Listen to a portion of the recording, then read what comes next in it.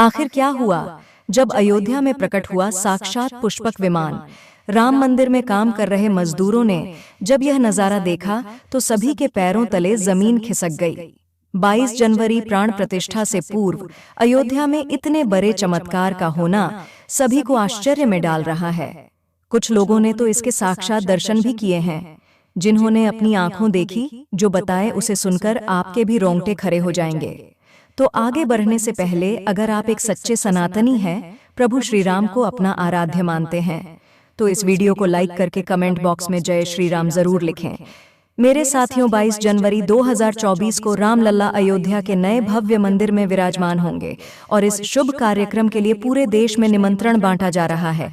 शहर से लेकर गांव तक घर घर अक्षत वितरण में बच्चों से लेकर बड़े तक सहयोग कर रहे हैं। यहां तक कि महिलाएं भी घर घर जाकर अक्षत और श्री राम की अयोध्या की फोटो वितरण कर रही हैं। अयोध्या में राम मंदिर में भगवान रामलला की प्राण प्रतिष्ठा कार्यक्रम की तैयारियां तेजी से की जा रही है। इस कार्यक्रम को बेहद भव्य बनाने के लिए कोई कसर नहीं छोड़ी जा रही है। इस बीच राम मंदिर निर्माण का कार्य भी तेजी से किया जा रहा है। मंदिर निर्माण में जो लक्ष्य लिया गया था उसमें लगभग 80% कार्य हो चुका है। 70 खंभों पर मूर्तिकारी का काम चल रहा है। पिछले दिनों त्योहार की वजह से यह धीमा पड़ गया था, लेकिन अब वो भी तेज गति से पूरा हो जाएगा। निर्माण कार्य जल्द से जल्द पूरा करने के लिए सभी मजदूर रात दिन मेहनत कर रहे हैं। लेकिन 10 जनवरी की रात कुछ ऐसा चमत्कार हुआ जिसे देखकर सभी मजदूरों के होश उड़ गए। जब रात्रि के समय सब मजदूर अपना काम निपटाकर तंबू में सो रहे थे, उसी समय अचानक से उन्हें वहां कुछ हलचल महसूस हुई। सुरेश नाम के एक मजदूर ने जब तंबू से बाहर झांक कर देखा तो उसे राम मंदिर के परिसर में कुछ अजीब सी पीली चमकती हुई चीज दिखाई दी। उसने अपने साथियों को जगाना चाहा, लेकिन कोई भी उसके साथ नहीं आया। हिम्मत करके सुरेश जब राम मंदिर परिसर में पहुंचा तो वहां का नजारा बहुत चौंकाने वाला था, क्योंकि वहां पर उसे एक बहुत ही दिव्य चमत्कार, एक विमान दिखाई दिया जिसका आकार मोर के समान था, जो दिखने में काफी सुंदर और तेज से परिपूर्ण था, जो कि राम मंदिर परिसर में पिछले क्षेत्र में उतर रहा था। लेकिन उस विमान को नियंत्रित कौन कर रहा था, ये समझ नहीं आ रहा था, क्योंकि उस विमान में इतना तेज था कि सामान्य आंखों से नहीं देखा जा सकता था। लेकिन समझ में कुछ ऐसा आ रहा था मानो स्वयं साक्षात भगवान राम पुष्पक विमान के माध्यम से अयोध्या में उतर रहे हों।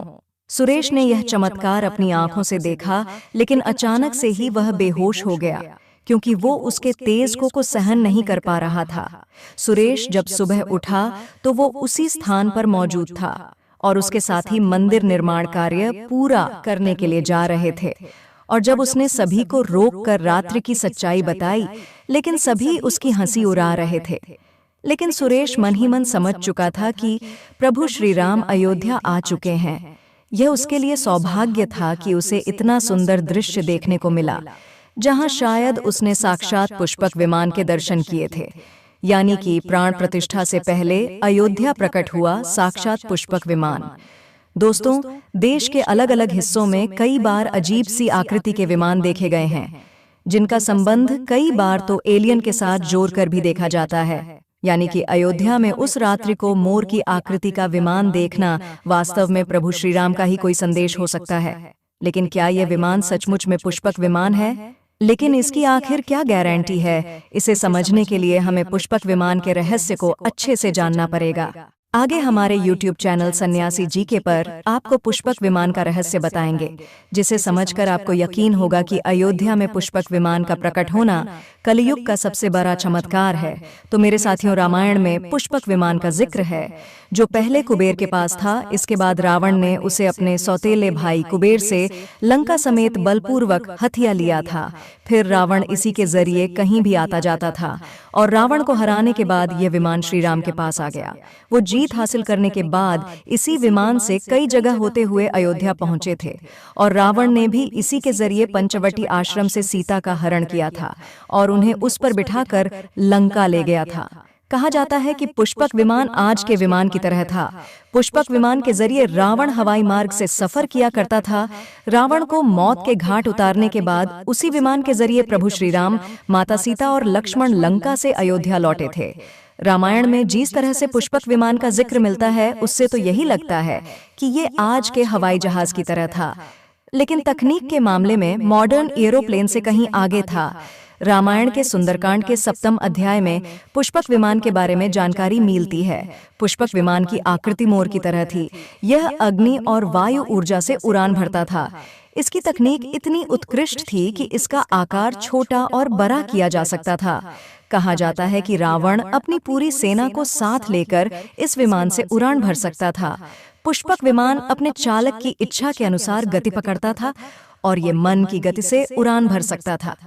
विमान में बैठने के लिए कई आसान बने थे। पौराणिक कथाओं के मुताबिक युद्ध के बाद भगवान श्री राम ने विमान का पूजन करके ये दिव्य विमान वापस कुबेर को सौंप दिया था और कुबेर ने पुष्पक विमान को भेंट स्वरूप प्रभु श्री राम को दे दिया, जिसके बाद इसी पुष्पक विमान से प्रभु श्री राम, माता सीता और लक्ष्मण अयोध्या पहुंचे।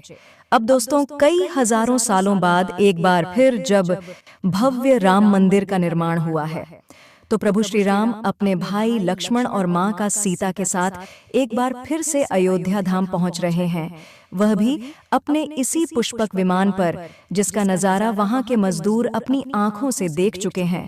रामायण के प्रसंग में कहा गया है कि जब माता सीता को हरण करके रावण ले जा रहा था, तो रास्ते में जटायु ने अपने चोंच से रावण को चोट पहुंचाई थी। उस समय रावण पुष्पक विमान में ही मौजूद था। इसके बाद रावण ने तलवार से जटायु को लहूलुहान कर दिया था। जटायु घायल होकर जमीन पर गिर गए और जब सीता माता को खोजते हुए राम पेड़ पौधे और पक्षियों से पूछते जा रहे थे, तो रास्ते में घायल जटायु से मुलाकात होती है। मरणासन्न परे जटायु ही राम को बताते हैं कि रावण सीता को हरण करके किस दिशा में गया है। लेकिन जब साक्षात प्रभु श्री राम पुष्पक विमान में अयोध्या आ चुके हैं, तो भला उनके परम भक्त जटायु कैसे पीछे रह सकते हैं। अयोध्या में रामलला की प्राण प्रतिष्ठा से पहले जनपद की सीमा में गिद्धों का झुंड भी दिखाई दिया है। स्थानीय लोग इसे गिद्धराज जटायु से जोड़कर देख रहे हैं। वे इसे शुभ संकेत भी मान रहे हैं। मिल्कीपुर तहसील क्षेत्र के गांव धरौली में पिछले 10-12 दिनों से गिद्धों का झुंड वास कर रहा था। हालांकि उस गांव से गिद्ध उड़ गए हैं, लेकिन अयोध्या की सीमा में यहाँ वहाँ दिखाई दे रहे हैं। गांव वालों का कहना है कि पिछले 20 वर्षों से हम लोगों ने इलाके में गिद्ध नहीं देखे। अब जब राम मंदिर बन रहा है, तो इस गांव में लगभग 50 की संख्या में गिद्ध आकाश में दिखाई दे रहे हैं। उनमें से 10-12 गिद्ध गांव में ही सेमल के पैर पर वास कर रहे थे। गिद्धों के दिखने की घटना को ज्यादातर लोग राम से जोड़ कर देख रहे हैं और शुभ संकेत भी मान रहे हैं। 22 जनवरी को होने वाले प्राण प्रतिष्ठा के समारोह में देश के प्रधानमंत्री नरेंद्र मोदी ने देश विदेश की कई महान हस्तियों को निमंत्रण दिया है। लेकिन आपको जानकर हैरानी होगी कि नेपाल में भी कुछ विशेष लोगों को समारोह में आने का निमंत्रण दिया गया है। इसके पीछे का रहस्य जानकर आपके भी होश उड़ जाएंगे, क्योंकि नेपाल को भगवान श्री राम का ससुराल कहा जाता है। क्योंकि नेपाल एक समय पर जनकपुर धाम था, जहाँ के राजा थे राजा जनक, और उनकी पुत्री माँ सीता वहीं पर भूमि में से प्रकट हुई थी। जनकपुर धाम, जिसे मिथिला भी कहा जाता था, और मिथिला संस्कृति में यह मान्यता है कि जब बेटी का गृह प्रवेश होता है तो उसके मायके से तोहफा और अन्य सामग्री भिजवाई जाती है। इसी परंपरा के मुताबिक जब प्रभु राम का मंदिर में गृह प्रवेश होगा, तो सीता जी की ओर नेपाल से अयोध्या उपहार आ रहे हैं, जिसे भार यात्रा का नाम दिया गया है। राम मंदिर की प्राण प्रतिष्ठा के लिए भगवान राम के ससुराल नेपाल के जनकपुर से कपडहे फल और मेवा के साथ साथ उपहारों से सजे 1100 थाली आने वाले हैं। इसमें आभूषण, बर्तन, कपड़े और मिठाइयां भी आएगा, जिसमें 51 प्रकार की मिठाइयां, दही, मक्खन और चांदी के बर्तन शामिल होंगे। 22 जनवरी को प्राण प्रतिष्ठा समारोह होने वाला है। इसके लिए श्री राम जन्मभूमि तीर्थ क्षेत्र ट्रस्ट की तरफ से भगवान राम की ससुराल नेपाल के कई गणमान्य लोगों को निमंत्रण पत्र भेजे गए हैं। दोस्तों, आज हम राम मंदिर को बनते हुए देख रहे हैं, यह हमारा सौभाग्य है। लेकिन इस भव्य राम मंदिर के बनने में कई हजारों कार सेवकों और राम भक्तों का बलिदान छुपा है। उस समय आक्रमणकारियों ने काशी मथुरा के साथ ही अयोध्या में भी लूटपाट की और पुजारियों की हत्या कर मूर्तियां तोड़ने का क्रम जारी रखा। लेकिन 14वीं सदी तक वे अयोध्या में राम मंदिर को तोड़ने में सफल नहीं हो पाए, क्योंकि हर बार राम मंदिर और अयोध्या की रक्षा करने के लिए आसपास के राजा मदद भेज देते थे। हजारों साधुओं ने भी मंदिर की रक्षा के लिए अपने प्राणों की आहुति दे दी। विभिन्न आक्रमणों को झेलते हुए श्री राम की जन्मभूमि पर बना भव्य मंदिर 14वीं शताब्दी तक बचा रहा। कहते हैं कि सिकंदर लोधी के शासनकाल के दौरान यहाँ भव्य मंदिर मौजूद था और 14वीं शताब्दी में हिंदुस्तान पर मुगलों का अधिकार हो गया और उसके बाद ही राम जन्मभूमि अयोध्या को नष्ट करने के लिए कई अभियान चलाए गए। 1527-28 में इस भव्य मंदिर को तोड़ दिया गया और उसकी जगह बाबरी ढांचा खड़ा किया गया। कहते हैं कि मुगल साम्राज्य के संस्थापक बाबर के एक सेनापति ने बिहार अभियान के समय अयोध्या में श्री राम के जन्मस्थान पर स्थित प्राचीन और भव्य मंदिर को तोड़कर एक मस्जिद बनवाई थी। 19 जनवरी 1885 को हिंदू महंत रघुबीर दास ने पहली बार इस मामले को फैजाबाद के न्यायाधीश हरिकिशन के सामने रखा था। इस मामले में कहा गया था कि मस्जिद की जगह पर मंदिर बनवाना चाहिए, क्योंकि वह स्थान प्रभु श्री राम का जन्म स्थान है। वर्ष 1947 में भारत सरकार ने मुसलमानों को विवादित स्थल से दूर रहने के आदेश दिए और मस्जिद के मुख्य द्वार पर ताला लगा दिया गया, जबकि हिंदू श्रद्धालुओं को एक अलग जगह से प्रवेश दिया जाता रहा। लेकिन सन 1979 में एक ऐसा चमत्कार हुआ जिसे देखकर मुसलमानों की भी आंखें खुल गईं, और ये राम लल्ला का बहुत बड़ा चमत्कार था कि मस्जिद के अंदर से अचानक ही राम लल्ला की मूर्ति प्रकट हो गई। लेकिन कुछ कट्टरपंथियों का कहना था कि कुछ हिंदू दलों ने रात्रि के समय चुपके से यहाँ पर मूर्तियां रखी है। 1939 में भगवान राम की मूर्तियां मस्जिद में पाई गई मुसलमानों ने इस पर विरोध व्यक्त किया और दोनों पक्षों ने अदालत में मुकदमा दायर कर दिया। सरकार ने इस स्थल को विवादित घोषित करके ताला लगा दिया। 30 अक्टूबर 1990 को हजारों राम भक्तों ने मुख्यमंत्री मुलायम सिंह यादव द्वारा खड़ी की गई अनेक बाधाओं को पार कर अयोध्या में प्रवेश किया और विवादित ढांचे के ऊपर भगवा ध्वज फहरा दिया। लेकिन 2 नवंबर 1990 को मुलायम सिंह यादव ने कार सेवकों पर गोली चलाने का आदेश दिया, जिसमें सैकड़ों राम भक्तों ने अपने जीवन की आहुतियां दी, जिससे सरयू तट राम भक्तों की लाशों से भर गया था। इस नरसंहार हत्याकांड के बाद अप्रैल 1991 को उत्तर प्रदेश के तत्कालीन मुख्यमंत्री मुलायम सिंह यादव को इस्तीफा देना पड़ा। उस समय कोठारी बंधुओं के बलिदान की चर्चा खूब रही।